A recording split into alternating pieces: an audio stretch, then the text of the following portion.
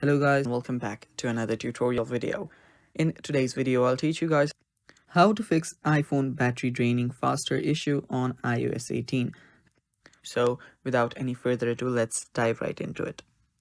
So this must be common knowledge that iPhone's battery starts draining faster after a new software update. Now that happens because of its not very good settings, or you opening up random settings that you don't actually use. So what we'll do here is we'll just play around with some settings and we'll disable few settings so that the battery consumption is low.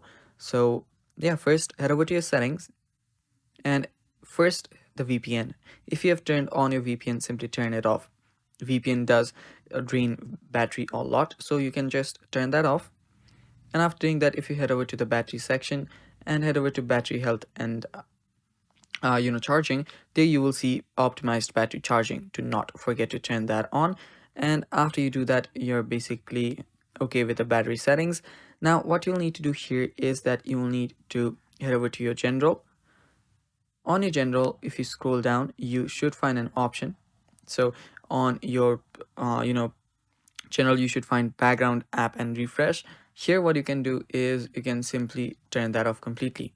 So background apps will also consume a lot of battery drain, so yeah, turn that setting off as well. And there you should find an option called location services, and you can head back here and it should be somewhere around here. If you don't find it, what you can do is you can just go back to your settings first, initial settings page, and after you're on the initial settings page, you can head down here and head over to privacy and security. And on your privacy and security, there you'll find location services. Now turn that off as well. Now location, you can turn off location services when you're not using any services that require location, because location services uses GPS, as is right here, GPS, Bluetooth, and crowdsourced Wi-Fi hotspot to determine your approximate location. So that actually consumes a lot of battery.